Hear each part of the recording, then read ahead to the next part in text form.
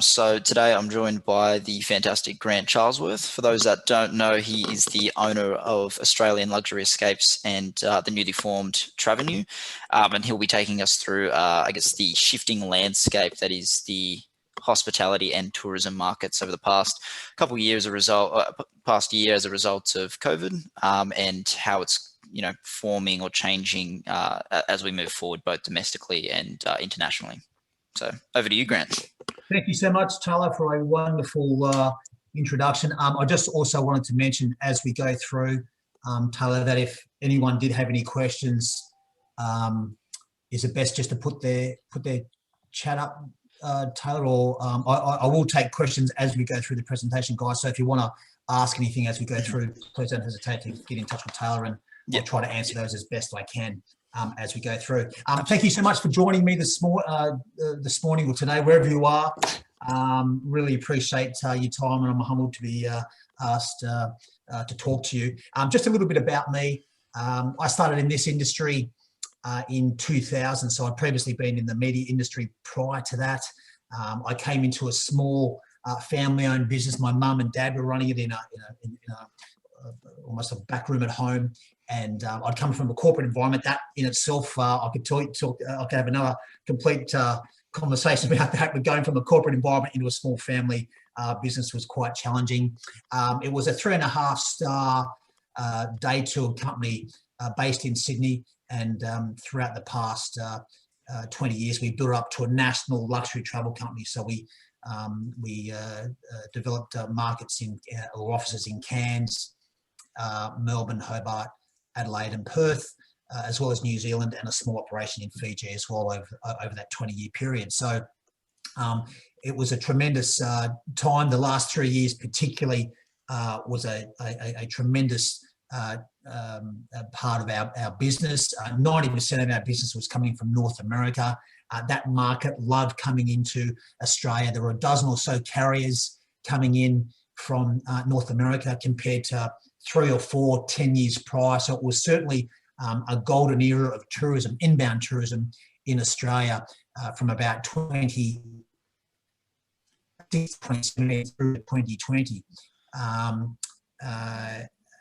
And then, of course, after that period, we, of course, had March 23 of 2020, and that's when we shut our offices due to COVID.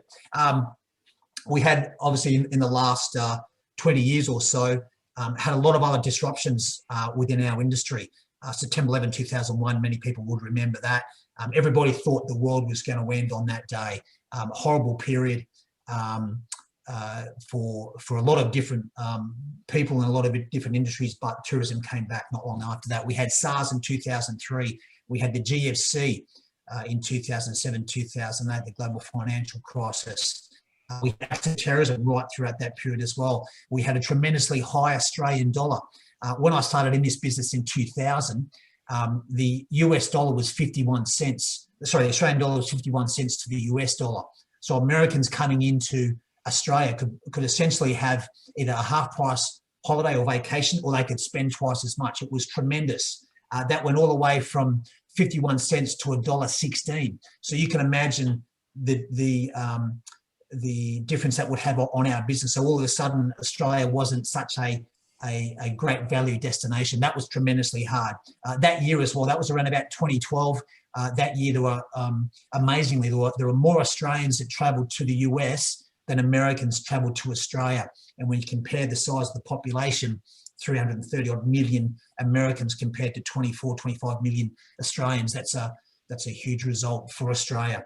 So that was a tremendously challenging period for us as well. But no one really had banks on anything like a global pandemic. We went, as I said, from having a really prosperous last 3 years to March 23, 2020, closing our doors. It wasn't a slowdown. It wasn't a gradual process. It was one day we're there, the next day we had no business, we had zero business. So 100% of our business was inbound, not 95 or 96 or 97%. We did nothing in the domestic tourism market. 100% inbound. So you can imagine building a business up over 20 years and then just the big iron curtain coming down on March 23 as it was. So we kind of were scrambling a little bit at that point in time to know what to do or where our next move was. So that took us a little bit of time to work out what we were going to do. And the first thing that I did is I started looking online for self-improvement courses, for different avenues, different revenue streams, different things that we could do. My wife and I, my wife's in the business as well, we hustled every day. From the 24th of March, we were just hustling every day to try to find out what we were going to do. We had a lot at stake, and we really needed to find out some information quickly. What I found out online is there's so much information, and I was guilty of this. I just got buried in information. I was watching so many different videos online, listening to so many different experts in their field, and you just get completely awash with so much information, and it was drowning me. I didn't realize at the time. I can retrospectively look back on that now, but it was absolutely drowning me, the amount of information that was online. And then I had a breakthrough, and this came, and I'll talk a little bit about this further on in the presentation. But I went back to my own experience. I went back to my own marketing. I thought my own knowledge base. And I thought, I've been in this business for 20 years. Why am I all of a sudden going online, listening to people that don't really know too much about my business and trying to get them to decide how my business is going to move forward? I wanted to be in charge of how my business was going to move forward, not leave it to somebody else who thought they knew more about my business than what I did. And I went back to my 20 years plus experience and just started talking to people. So I took practical advice over technical advice. And what I mean by that is, when I was online listening to all these people, they were talking to me about Facebook algorithms and social media and the amount of times I need to post and all this kind of information that was just completely bogging me down. What I needed was what I needed was practical information on how to develop my business quickly, who I need to speak to, what products I had, market segmentation, new customers, practical advice on how we could reignite, reestablish a brand new business, because that's what it was like. It was like starting a brand new business. And it took me some time to understand that within myself. When I say some time, it took me 2 or 3 months of trailing through online seminars and online webinars to finally work out, now let's take a step back, and I'll back myself. I'll go on my 20 years plus experience and move the business model forward from there.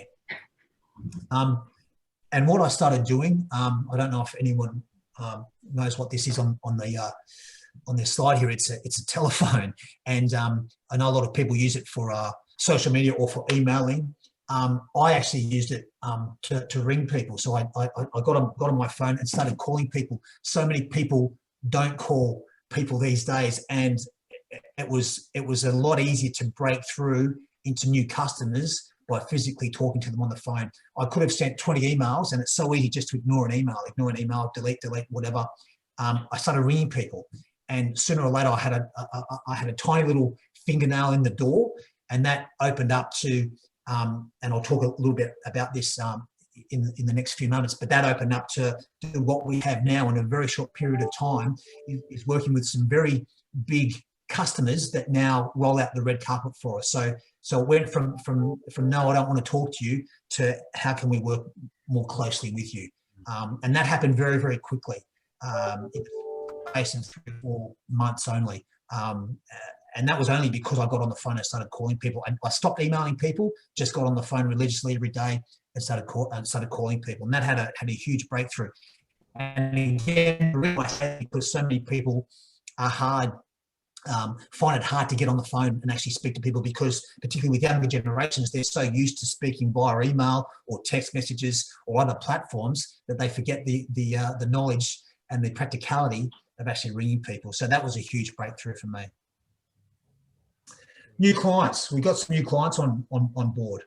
Actually, one point I did want to say about technical information over. I didn't forget to say this.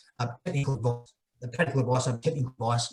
The time came when I was listening to all these experts, and they were talking to me about social marketing, social media, and they said I needed to get a funnel starting, and to get people into my business. So I was messing around with funnels, trying to organise a click funnel. I don't know if anyone's heard of Russell Brunson, but wow, I just had him ringing through my ears for weeks on end, and I spent 48 hours almost straight trying to finally get this funnel organised for my business. And I realised at that point, this is absolutely crazy. I knew nothing about funnels. I knew nothing about social media. So I just threw all that out the window. And then I started getting on the phone and started calling people. And that's where I found, that practical advice over technical advice was far greater results than trying to mess around with ClickFunnels or Facebook algorithms. New clients, I know this is a no-brainer, and most people know this, but it's more cost-effective to develop business with existing clients than developing new clients. Now, that sounds like a hypocritical comment there, because I did actually have to get new clients on board very, very quickly. This was a brand new business for us. But what I did once we got new clients on board is I focused very, very heavily on those clients and how we could work with them more closely. So we started producing products for them. And this might sound controversial, but we actually didn't know what we're going to sell those new clients. And we focused more on getting the new clients than what we're actually going to sell them. And I'll talk a little bit more about this throughout the presentation, but there's so many people within our industry in tourism that are so focused on their products, they forget about their customers. And so we almost reverse engineered it. We went to our customers first, our new customers, asked them what they wanted, and then we produced something for them. And we see this all the time. I'm dealing with a client right now that has asked me 30 or 40 or 50 questions about this one product, and they're going to miss out on it. They're going to miss out on reservations or trying to get that product to market because they're too concerned about it being 99%. We were far better getting products into the market at 65 or 70% and then evolving them as they got into market, rather than spending another 2 weeks or another month fine-tuning something only to get it into the marketplace to realize that that's not what people wanted. So we had 50 balls that we were juggling in the air at one time, and we were catching a dozen of them. So 35 or 36 of them, or 30 of them weren't even being caught.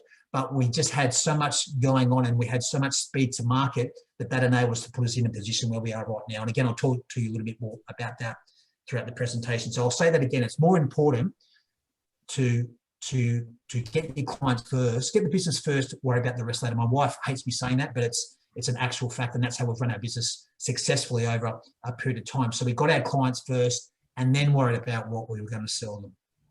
But the point is that once we got those clients and once we got in bed with them, we just developed our products from there. So we had one product that worked really well.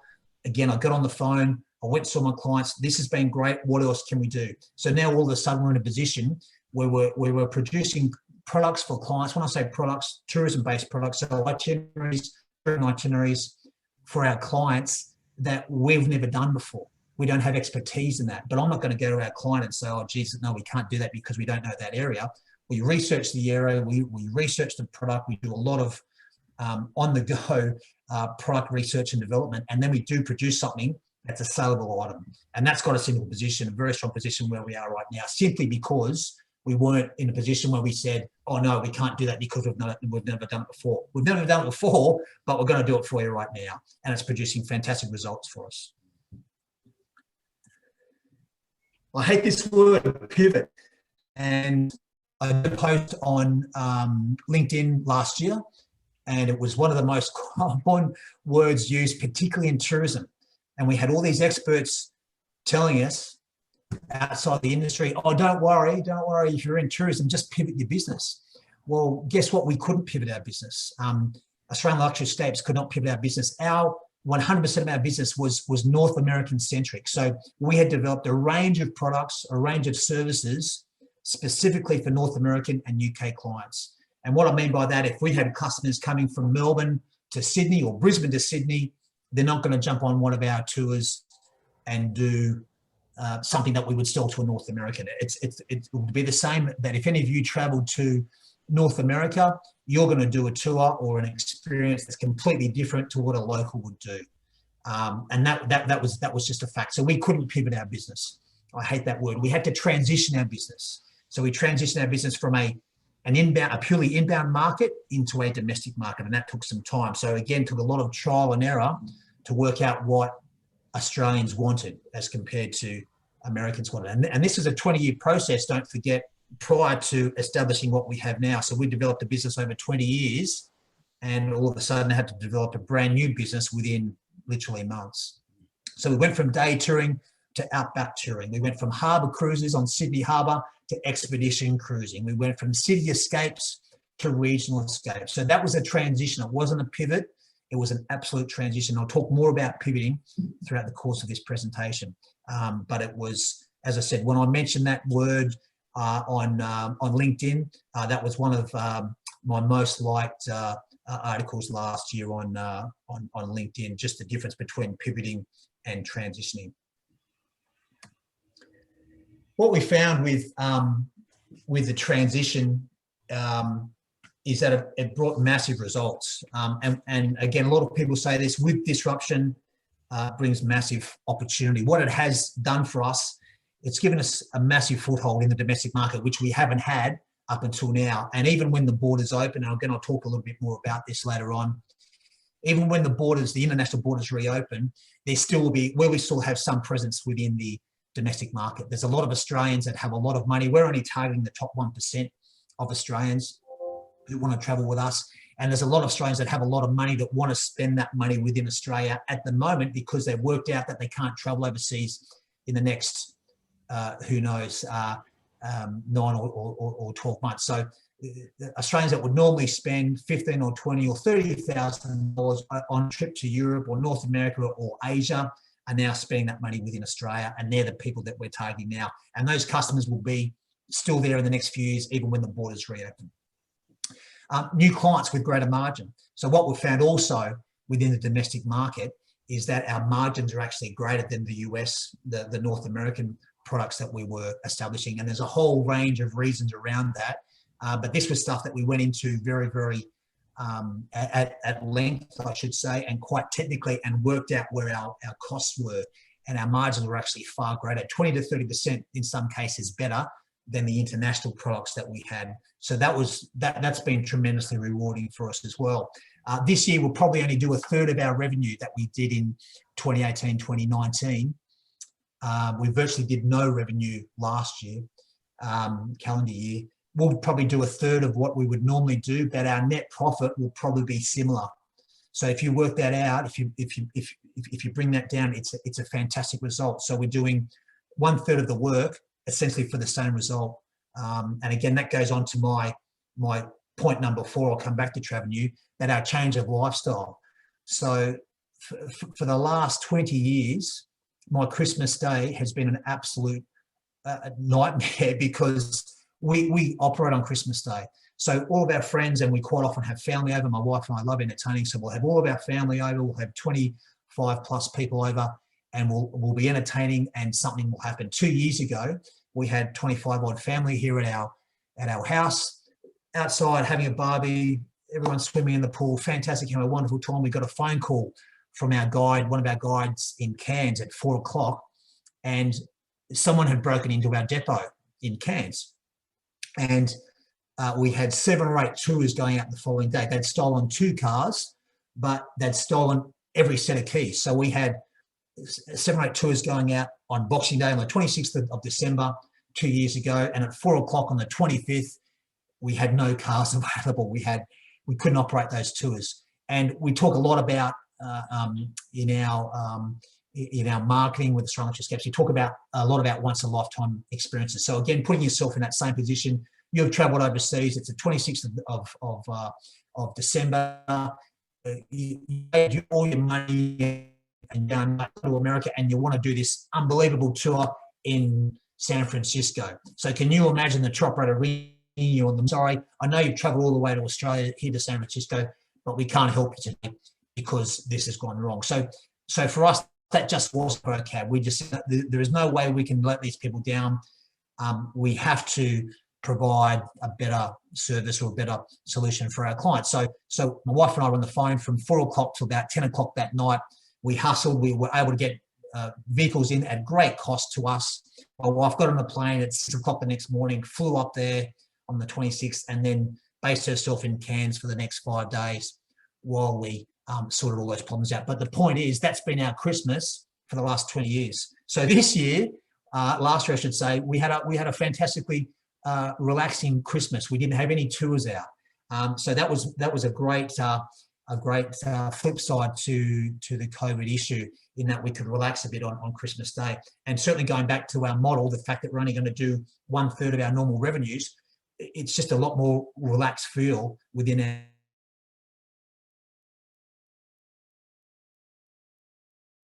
now. And with Travenue, obviously it's bringing in a different revenue stream for us, but more than that, it's allowing me to talk to other tourism operators and assist them through the exact same problems that I've faced in the past 20 years, because I've seen everything in the last 20 years. So I'm talking to tour operators now, and our industry is full of mum and dad style tour operators that don't have, again, they have a passion for their product, don't really know how to sell it.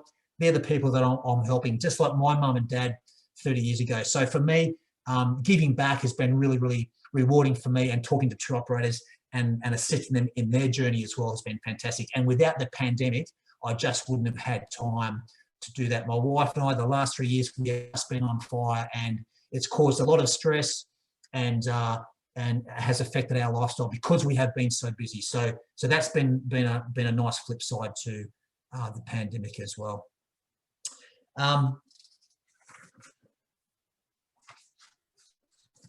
The future of travel is optimistic. It's very much a two-speed economy though, and it's fascinating to see how different countries have reacted around the world. If you look at North America, for example, they've just passed 500,000 deaths due to COVID. There's certain parts of Europe, the UK, are still struggling with things. In Australia, we've done a very good job. In New Zealand, they've done a really wonderful job as well. And we've had small outbreaks, and of course, until we get some kind of national, well, not just a roll of the vaccine, but some national parameters around border closures, it's still going to be tricky. But essentially, we're COVID free here in Australia and New Zealand. There's a lot of tourism businesses that are doing very well, and I mentioned this before. If anyone's been out to regional parts of Australia at the moment, you just can't get a bed anywhere. You can't eat anywhere. My wife and I were in Broken Hill a few months ago. We thought we'd take a look out there, and the third restaurant we went into, we finally got a reservation at. So the first two restaurants we went out to Broken Hill said, "I'm sorry, we can't help you. We're fully booked." We're in Lightning Ridge, and we drove out about 15 or 20 minutes out to this really wonderful mine tour that we want to do. We want to go underground and see what they do out there. And we rocked up there, and the guy said, "Oh, can I help you?" And I thought, "Well, mate, we're not here to buy a goldfish. We're here to do your mine tour." He said, "Oh, you're joking. Like, we're booked out 2 to 3 weeks in advance. You'd have to book, 2 or 3 weeks in advance." That's extraordinary. So in the regional areas, there's a lot of tour operators, there's a lot of accommodation places that are doing extremely well. The urban centres here in Sydney, we haven't turned a wheel here in Sydney. So we've got a big base here in Sydney, but all the work we've been doing has been into the regional areas. Orange, Mudgee, we've got some wonderful outback stuff that we're doing in Broken Hill, Lightning Ridge, etc. White Cliffs, I should say. The urban centres are doing it very tough. So Sydney, Melbourne, Brisbane, particularly here in Sydney. As I said, we haven't operated one tour in the past 12 months. Cairns, I'm actually heading to Cairns again tomorrow. We've got an operation up there. We're doing okay because we're doing some regional stuff out of Cairns, but there's a lot of data operators up there, again, that are doing it tremendously tough up there. And with JobKeeper finishing at the end of March, it's going to be very interesting to see. And I'm not sure what the government's going to do. I feel like the government's done a huge amount with JobKeeper and JobSeeker and all the other, there's been several grants and things like that companies have been able to apply for. I think the government's done a really great job. I'm not sure what they're going to do post-March, but again, I think those industries are going to a lot of business up there are not going to be able to survive post-March because they're so reliant on the inbound market. What's been interesting, though, is, again, the dialogue around a lot of tour operators, a lot of travel operators, a lot of travel companies.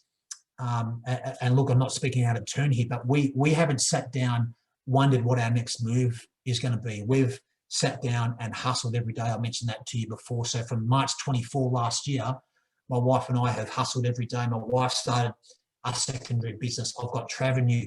We're still operating Australian Luxury Escapes. So we've got a lot on the go, but not only that, we've reinvented our company, and we're going to have a really good next 12 months because of that.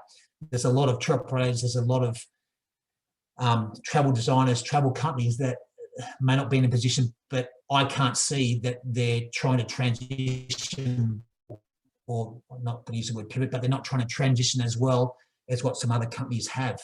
As I said in that last slide, with disruption comes massive opportunity. So if people are sitting in their same rooms thinking we're one-dimensional, this is the only service that we can provide, well, yeah, they're going to struggle post-March when JobKeeper stops. The companies that are doing well are the companies that have transitioned their products into different revenue streams and come up with different ways to make money. So that's going to be very interesting, not just in Cairns and the urban centres, but a lot of different places around Australia. It's a $45 billion industry, inbound tourism, $45 billion industry. So it employs a tremendous lot of people. The yield's just not in the domestic market. And while I was talking about those $25,000 to $35,000 clients, that's not going to retain a lot of tourism companies. People just won't spend their money with Bob's Boat Tours out of the Gold Coast or out of Cairns. So unless they can find some ways to transition or provide a better, more upmarket, better yielding product, the business is there. You've just got to go and find it. So unless they're doing that, I think they're going to struggle.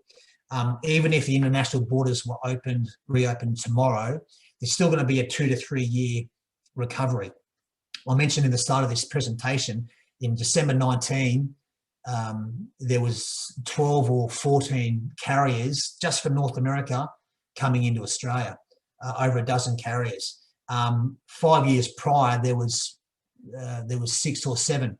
10 years ago, there was 2 or 3. So if everyone remembers Qantas and Virgin and a little bit of United, they were the only 3 carriers coming into Australia from North America. So December 19, you had a dozen carriers coming into Australia. So you imagine the accessibility of Australia, the relatively low dollar. It was a great place to be. And there will still be pent-up demand and people wanting to come back into Australia. But those airlines aren't just going to reignite their services straight away. So instead of Qantas having double daily flights out of LA, they might have 3 services a week. So you're talking about 14 services compared to 3. So that's going to take some time to build back up. So I think the recovery is going to be at least 2 to 3 years before you get up to the same levels of what it was in December 2019. It might be even longer than that. As I said, that's where the opportunity is for us and for a lot of other tour companies if they're prepared to take the leap of faith into the domestic market. The business is there. They've just got to find it. But as I said before, you've really got to reverse engineer your products. And this might be controversial in some people might think this is controversial, but I've always said, get the business first and worry about the rest later. And I'm working on something right now for a company, and I've got no idea today, I've got no idea how we're going to operate those tours.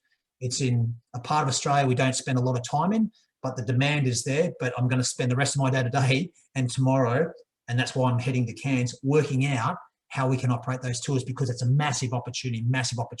And I've got no idea how we're going to do it, but we will get it done. And so many people are too scared. Some people might look at that and say, oh my goodness, we can't do that. Well, there's an opportunity that's gone missing. And even if we're at 65 or 70%, the product will evolve as we operate it and we will get better every day. But that's the opportunity. So for us, it's been speed to market. So if I can say the biggest opportunity for us in our revolution of how we've reinvented ourselves, it's speed to market, and it's taking on massive chunks of business that we have no idea how we're going to operate. But you know what? We always get it done. We've never let anyone down. We've got a wonderful reputation. Our company's 20 years old. And if we've let people down in the past, and certainly even in the last 6 months, we just wouldn't be operating. People wouldn't have the confidence to book with us. But that's a massive leap of faith, and not everyone's got that. My glass is always half full, and I speak to so many tour operators, and their glass is just half empty. They're so down on themselves, they're so down on the lack of opportunity. International borders not being open, continual closures. Our business, tourism businesses have been affected the most by far and away. If you run a cafe or a restaurant, and I'll take Melbourne as an example, they had that massive lockdown in the middle of last year for 4 months. Now, if you're a cafe owner, okay, you're not getting any revenue at all. Neither is a tour operator, okay. But as soon as people come out of lockdown, guess what? They're going to their local cafe and they're getting a coffee. So that is instant cash flow for that cafe owner, for that hospitality owner. A tour operator, people aren't rushing out of their homes and say, oh God, I'm going to do a tour down the Great Ocean Road or to Phillip Island. And that's the situation that we're in. So, and I know, a lot of cafe owners were very concerned about, or cafe and hospitality owners were very concerned about the lockdown, but they had instant cash flow. That is money in their tills that they can pay their bills today and tomorrow. Tour operators had none of that because people weren't rushing out and booking their tours. And even if they did, and they're booking it through a domestic wholesaler, they might get paid 30 days after they do the tour. So tour operators, more than anyone, were in a very cash flow poor situation. And that gave me personally more motivation to find more customers and reinvent ourselves. And again, that's where the opportunities were for us. So I'll say that again, that, get the business first, worry about the rest later. And that's not going to suit everyone, but it suited our model and enabled us to get ourselves into a position where we're going to have a really good 12 months because, again, we're looking at it now and there's so many opportunities that we can see in the next 12 months. Just to finish on, guys, and I will take some questions after this if anyone has any questions, but just the foundation of my principles in business. And this is what I've found. And the thing I love about business is that we're always learning. Have something that pulls you, not pushes you. And what I mean by that is it's very easy. It's very easy to be motivated to think, oh, I've got to pay. I need to produce something today to enable me to pay that bill in the future. That's pushing you. But if I have a different goal there to say, instead of wanting to pay that bill, I'm going to operate X amount of tours, or I'm going to generate X amount of revenue. That's pulling me. That's my motivation. Not because I've got to pay a bill coming up, but because I want to provide something that's going to change their lives. And what I mean by that is an extraordinary tour. And we do that every day. The amount of people that come back to us and say, gee, that's just been an incredible experience. This has been completely amazing. And that's my motivation. Changing people's lives through travel, the byproduct of that is that we get paid for doing that. So that's what pulls me. It doesn't push me because I've got to pay that bill. It's pulling me to do something different. And that gives me motivation every day. Have omnipresence. I don't know if anyone has heard of omnipresent, but I'll just give you the definition out of the dictionary. Omnipresent is the state of being widespread or constantly encountered. And that's something that we've really tried to achieve through a number of different formats, a number of different platforms, post 23rd of March 2020. We've tried to present our story to lots of different people through multiple platforms. And the thing that I've learned with social media, and I'm not an expert, is to have something that's shareable. So there's so much content available out there. The way that you break through that, in my experience, is have something that's shareable. I comment a lot on other people's successes, not just about my success. Whoa, look at me, look at how well I'm doing. But I highlight a lot of other companies in our field, tourism and hospitality, that are doing so well. And again, there's so many high achievers out there right now, Australian companies that are doing so well. And they're the people that I'm talking about. And that's shareable. So when I'm talking about other people, people are sharing that information as well. It's not just about me. It's not always the way, but again, that's what I've learned. And I'm not a social media expert by any stretch of the imagination, but having omnipresence and making something shareable has been a great lesson for me. And lastly, engaging with your clients. When was the last time that anybody picked up the phone to their best client and said, thank you so much for your business? And that's what we do all the time. We're constantly thanking our clients for their business. And again, it is breathtaking.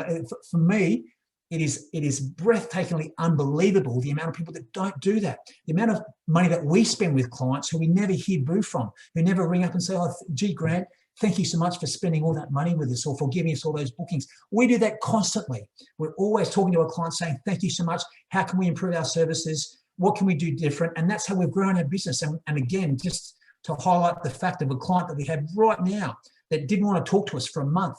I was ringing every day, didn't want to talk to us. We got a fingernail in the door. Now they're rolling out the red mat for us and the red carpet for us. And we're doing so much business with them now and into the future. And that's because I got on the phone.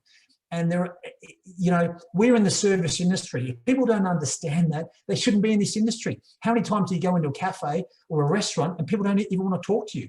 And again, this is what we talk to a lot about our clients through Travenue, is that first impression. The American model, US model, I think is tremendous, having spent so much time in the US, where when you sit down at a restaurant or a diner in the US, within seconds you have a server coming up to you saying, hi, my name's Grant, I'm going to be your server today. Here's some ice water. Have a look at the menu. I'll be back in 2 minutes. And that happens continually and consistently in the US. In Australia, again, it's amazing how many restaurants you come into and no one will even talk to you in the first 10 minutes. The irony of that is the people in Australia are being paid $25 or $26 an hour. The people in the US could be on $13 or $14 an hour or less. And that's the irony and the consistent problem we have with service-based industries here in Australia. And that's my whole point with engaging with your customers. And my wife and I, we look at this continually when we sit down at a restaurant. We look at how well the service is. We had 2 incredible experiences on the weekend. We went out for dinner on Saturday night and breakfast on Sunday morning. Both those experiences were fantastic. The food, the service, the atmosphere, the price, everything was tremendous. And we were like, oh, wow, we're blown away. But the point is that's what you should expect. We don't pay cheap prices here in Australia to go out. How many people can go out for breakfast for less than $50 in Australia? You can't do it. In America, you can do that for $25 or $30. In Australia, we still can't get breakfast for the both of us for less than $50. Now, if you're paying that sort of money, that good service should just be there, but so often it's not. And this is the big intrinsic problem with hospitality and tourism within this country is levels of service. And again, that's what we talk a lot about to our clients with. And the resurrection of tourism in Australia in the next 12 months will have to be service-based. And a lot of that is engaging with your customers. A lot of that, whether you're a cafe owner and your customers coming in the door, hi, how are you today? How would you like your coffee? No problems. Or whether you're a tour operator like ourselves and we're talking to our customers every day on how we can provide more services for them. So that's really the key for me on how there's going to be a recovery for tourism in 2021. I still think it's going to be ugly. I still think there's going to be a lot of companies that just won't make it. We've lost people out of our company that will never return to tourism. Again, really fantastic staff, good young people that will just never return to tourism. And it's horrible, but that's just the reality of where it is. Guys, just to finish on, and I've presented a lot of really good positive stuff here today, but it hasn't all been plain sailing for us. We've had some tremendously dark days, and even in the last few weeks, we've cancelled our lease on our office in Thornton Lee here in Sydney that we've had for 20 years. So we're going through the process of unravelling our office, and we've got 20 years of memories in there. And it's a beautiful office, and at least designed it beautifully and such a great spot. And we're just going to have to, we just rent that space, but we're going to have to let that space go. And that was, I guess, for me, when a lot of that reality hit home, because we're just working from home now, and I love working from home. But we went into an empty office. We're taking all the pictures off the wall and all the history that we had there for 20 years, and it's horrible, unraveling all of that and taking all that off. And that, for me, funnily enough, that's when a lot of the reality of the situation that we were in or continue to be in hit, when I had to unpack the office and move all those memories after 20 years. So it's funny how you react to different things. But for us, certainly for Elise and I, we had some tremendously dark days, and because we just didn't know how we're going to dig ourselves out of this hole. But like I said, my glass has continually been half full, not half empty. And that's what, you know, I think a good positive mental attitude as well has helped us to succeed. And even today, I'm so excited about the future and the opportunities that are going to be presented to us now and into the future. And we're going to have this tremendous base of domestic clients here in Australia. And then when the borders reopen, I've got an email today from a client who from the US who I'm going to start designing a trip for. So there's going to be a huge amount of pent-up demand from the US. So we're going to have a tremendously strong business in the future. But, you know, there's been a lot of work, a lot of backstory that's gone into that as well. And that's where I wanted to leave it, guys. I do have what I've been going here. So that's about 35 minutes, I think, 40 minutes there, Taylor. I'm happy to, I've got one last screen. That's just my details. But before I leave that, Taylor, I guess I'm happy to answer any questions if there's any questions there. Yeah, sure. No, absolutely. Well, first of all, I think it was that was a fantastic session. I think it was great to see exactly, you know, I think we can all agree that you've probably been in one of the hardest positions out of all the markets over the past year. And it's fantastic to see that that relentless dedication and motivation pretty much always cuts through.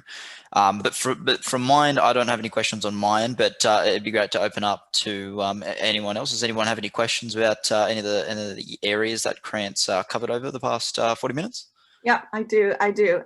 Thank you so much, Grant, for your time, and so inspirational. And I love the energy, the positivity, and the innovation that you and your wife have. It's just so inspirational. Thank you so much.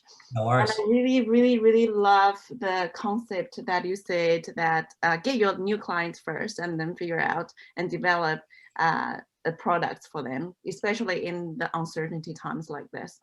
Yeah. My question is that when you call the client, the potential client, who did you choose to call, and how did you convince them to be your new clients without any service or products to offer them? Great question. Well, for us, we targeted for our particular industry. We targeted luxury domestic travel wholesalers. So that they're people that have a database of 30 or 40 or 50,000 potential clients wanting to sell, in our case, luxury products. That's who we targeted, and that list is quite lengthy. The way we convinced them is that I just kept calling them. I just kept peppering them, and I was relentless with how I would communicate with them. I would send them snippets of things that we'd done in the past. We obviously had a good reputation. We'd been around for 20 years, and a lot of these companies said, well, we've never heard of you. And I said, well, I've been in the business for 20 years. Well, we've never heard of you. And that's because we've never had a presence within Australia. So that was hard convincing people. But once they saw our website and I could give them some examples of what we had done in the past for North American clients, we started to soak through. The other thing that we did is, once we had those clients on board, is that we gave them huge amounts of customer service. So we would do things like we always have done. So after we'd do a tour for them, we'd do a little thing like we'd take a photo of their client at a iconic part of the destination they were touring to, and we'd send them that. And I got a call from the client, and they said, "What's this photo you've sent through?" I said, "Oh, that's your client having a great day with our guide." And they've got, "Oh my God, no one's ever done this before. This is amazing." Really? I haven't reinvented the wheel. All I've done is taken a photo of your client, sent it to you. Wow. She said, "That's amazing. Thank you so much." And we were doing that anyway for all of our North American clients. So we just did things like that. And that's how we got the fingernail. That's how it went from a fingernail to rolling out the red carpet, just because we had massive levels of customer service. Once we got them in the door, getting them in the door, that we just saw that bang, that this is an opportunity, we've got to jump all over this. So we weren't second guessing ourselves. We just went, let's go wholesale on the amount of customer service. And if anything, it was probably a little bit too much, but that's how we've just gone deep into these companies and now, you know, working very closely with them. Cool, thank you.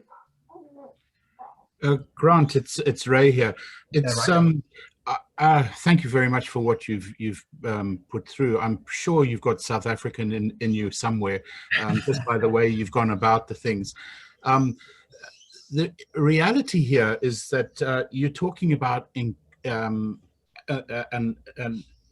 a transition.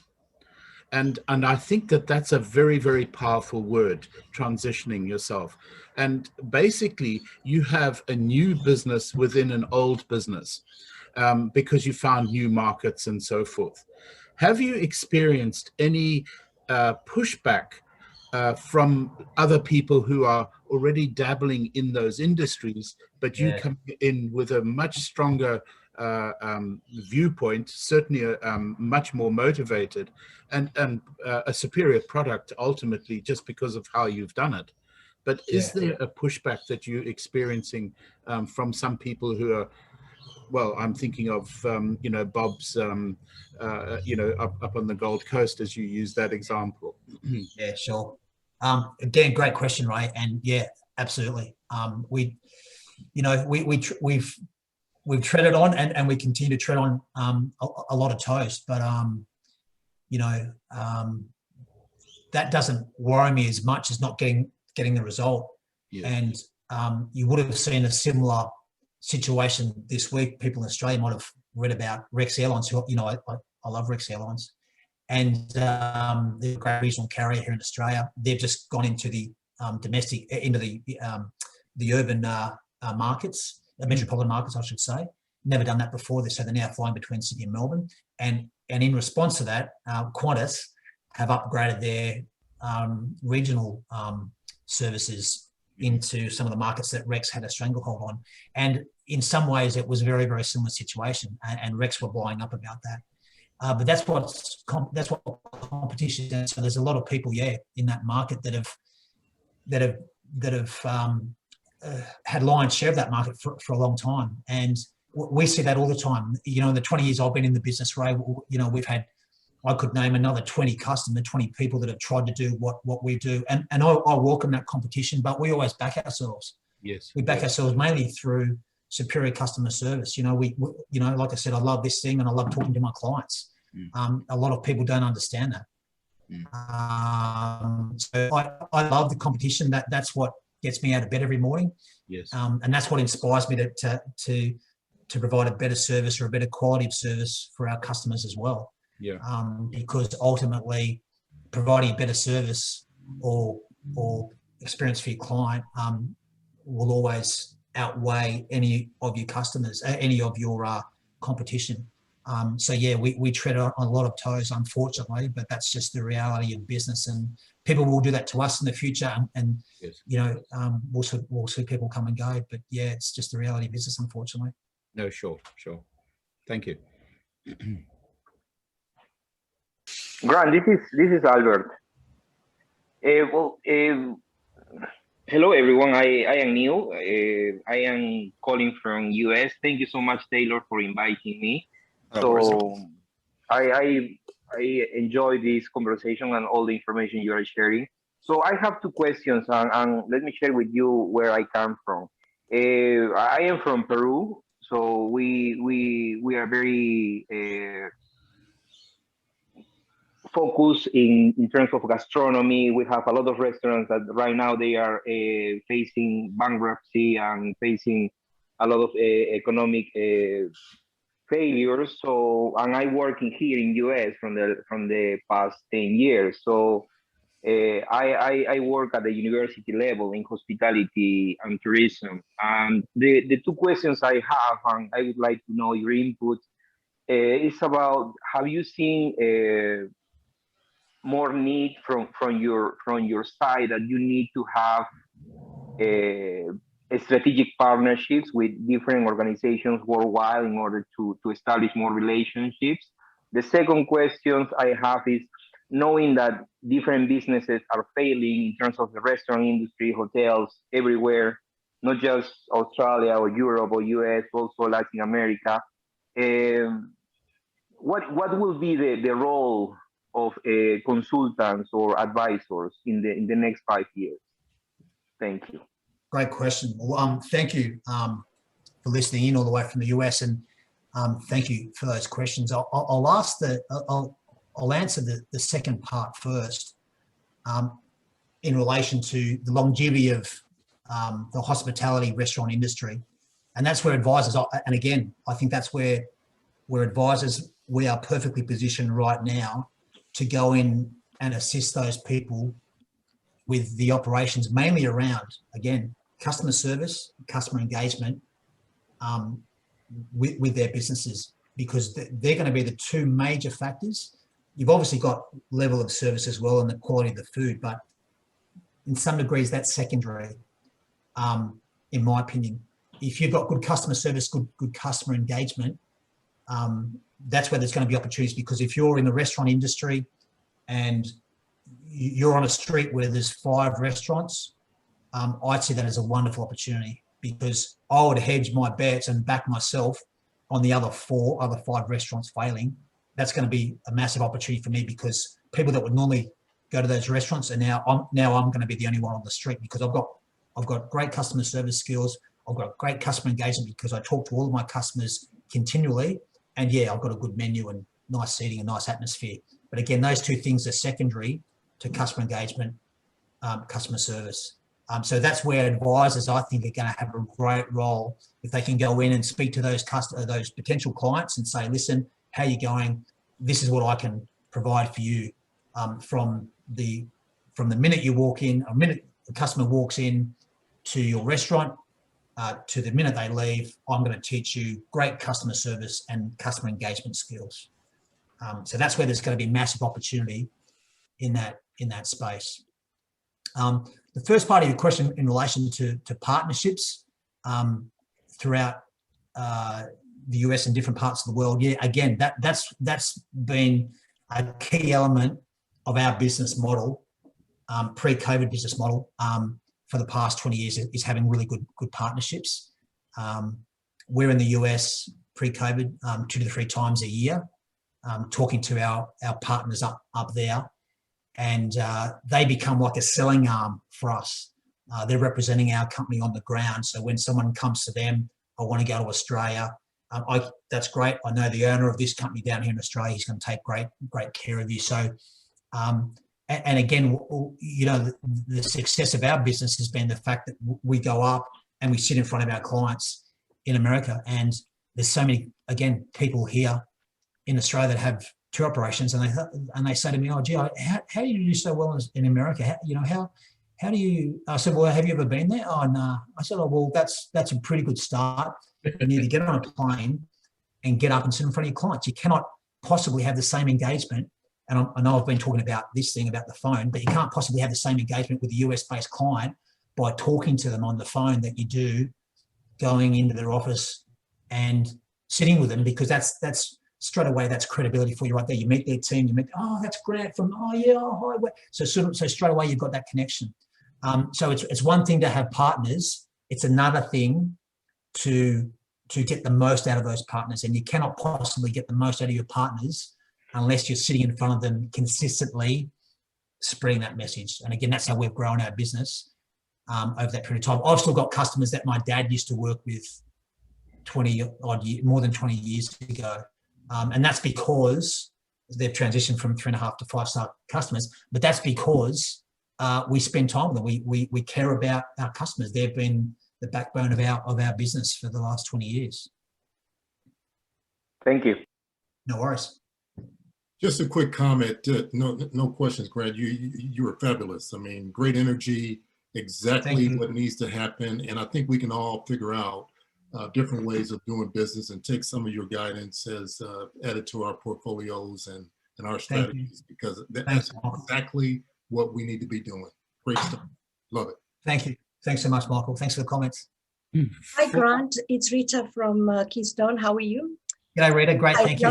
Loved your presentation. It's so engaging, so energetic.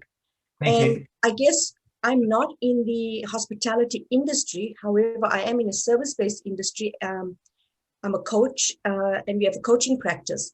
And you said something where your target market was America, and you had to come into Australia now and start again. Yes. So I suppose it doesn't matter which industry you're in, but you said you picked up the phone and did some cold calling. Yes. How do you go about that, or how did you find who to call? Because I'd probably be in the same position as you. I can pick up the phone, but Yeah. many people in my industry will not just pick up the phone. L&D managers or HR people, or how do you get to these people? Because I know the social media doesn't work in terms of Facebook and the funneling, and I know all of that takes time and it's a very long process, which I've also been through here. So I get really, it's a great question, and again, thank you for your feedback. I'm old school, so I had a sales position prior to me coming into this business. I worked in the media industry for almost 10 years, and it's quite cutthroat, and we were taught from a very virtually day one working in sales, you just got to pick up the phone and talk to people, because back then in the 90s we didn't have emails, we had fax machines, and we had things like that, but there's a lot more customer contact. So and I've always enjoyed sales, I've always enjoyed talking to people, engaging with people, and I guess that's been one of my benefits of working in this business now. But yeah, I just drew on my 20 years of experience, and I think I mentioned this in the presentation. Is I did the worst thing I could have done. I didn't back myself. So when the pandemic hit, I thought, oh my goodness, what am I going to do? Let me get online and find out who can help me. So I was wading through all this information on people giving me all this different advice in my head. Oh my goodness, it was about to explode. And then I thought, this is crazy. I've been in this business for 20 years. Surely there's got to be someone out there that can guide me in the right direction. And that's what I did initially. So I spoke to a lot of industry people who I'd known for 15 or 20 years. And our industry is quite typical in the fact that people change jobs very, very quickly. So they're within the same industry, but one minute they're with this hotel, the next minute they're with a tour operator, the next minute they're with someone else. Yes. And I had a great network of people, hundreds of people that I'd kept in contact with over a period of time. So I'd ring someone and say, oh, listen, you used to work for in the domestic market, you're now working in the international. This is what we want to do. Who's the best people to speak to? What's a good person? And I just started doing that. So I developed an initial list of people from my contacts within that industry over 20 years. They then gave me the backdoor keys, I guess. Yeah. And then I found my way around to the front door. And again, it was a lot of trial and error. Who's the best person to speak to in relation to this? No one will get back to you. I'll ring them again the next day. Hi, Grant, Charlesworth calling again, just wondering who's the best. Oh, okay, you need to speak to this person. And then people don't call you back for days. And then it's just, it's a bit of a process. But finally, it's not for the faint-hearted, Rita, and you would know that. But, and again, for younger generations of people, and I'm speaking generally here, it's very hard to do. I think it would be harder for them to do that because they're not used to talking to people on the phone. And you can't get the same penetration via email. You cannot get the same breakthrough by sending someone an email, because it's so easy just someone to go delete or just ignore that email. But once you ring up, as you know, there's only so many excuses you can have why you can't take a call. And that's what I had. And people probably got sick of me calling. But sooner or later, someone took my phone call. Oh, hi, Grant. Yeah, okay, yeah. And it moved forward from there. So the initial was very, very hard, and you just feel like you're spinning your wheels. And I call it a snowball effect, because you start making a snowball and it starts very small and you don't feel like you're getting anywhere. And then all of a sudden you have a barrage of people wanting to talk to you because of the work, not that you did last week or the week before, but it's because of a phone call you made 3 months ago, or 2 months ago. Yeah. So there's no easy way, there's no silver bullet in that. But initially, drawing on my 20 years of contacts within the industry, making a secondary list from that, and then just cold calling people. That's amazing. And, it was when I look back, it was a great challenge, but it was great. It was great fun as well. I love it. Thank you for that. No worries. Grant, my observation is that you've gone through this very painful process. You've used a lovely catchphrase, transition. We're talking about reinvention. But the interesting thing is that your new model, as a consequence of having to do this, is a simpler model than you had before. Yeah. And your income might be reduced, but possibly your profitability has been substantially increased, even though those things don't normally compute. So I think that this process is so advantageous, because the new you, in terms of your company, is something A, unique, B, it's gone straight to the point of the need of the clients, because that's how you've built it. And so you are actually right in the forefront, and you have this wonderful new model which people are going to salivate and study later on, to try and get to the, but they haven't gone through the pain, you see. Right. So I just compliment you on that. I'm an immigrant, you might have worked that out. But the fact is this, that I had to reinvent myself when I came to Australia. Not because Australia is, you know, hard or anything like that. It's just because everything was so different.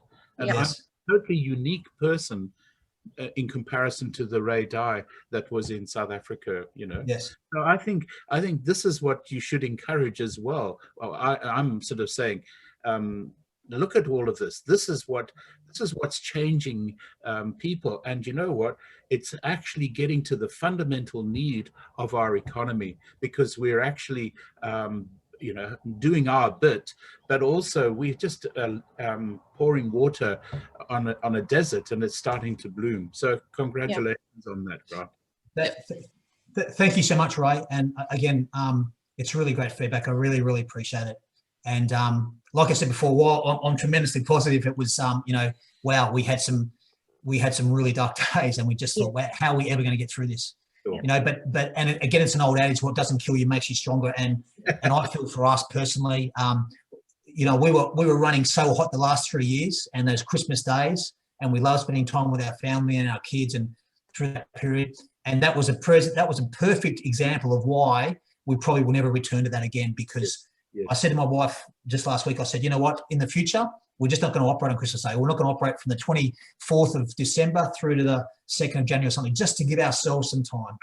Because we've always done that, and it's always been, you're always on edge, because the phone starts ringing on Christmas Day and you think, oh, geez, I don't really want to answer this. And it's a horrible feeling. So in the future, our business model will be completely different. So it's been somewhat of a you know, where we go from here. So yeah, thanks again, Brave, for your great feedback. Thank you. Excellent. Well, is any other final questions? No, thanks. No. Great talk. Excellent. Grant, thank you again for taking us all through that. I think personally, a couple of my favorite areas are definitely, I love the phrase that you mentioned before, disruption brings opportunity. I think that can be applicable in pretty much all areas. So I think that's something that everyone should be taking on board. And I also love the area that you're mentioning of the classic techniques of, you know, more or less cold calling, you know, everyone just to get your name out there to get something moving is far more effective than sending 1,000 messages on LinkedIn or emails or anything like that. It's just not going to be in comparison to really getting in touch with someone face to face or speaking to them on more of a human level. But yeah, and so also, just to finish on, just speed to market. That's the other, you know, very valid point, is just getting your stuff out there. It doesn't have to be 100% amazing. Just get your product out there. Exactly. That's what I found, to speed to market. And so many people procrastinate about what they're actually going to get to market. And by that time, the opportunity is gone. So just get your stuff out there. I absolutely agree. And for everyone, this is all of Grant's handles for those that want to reach out and connect with him. We'll also be cutting this video down and posting it through and sending it to everyone as well over the next few days or so. So yeah, keep an eye out for that.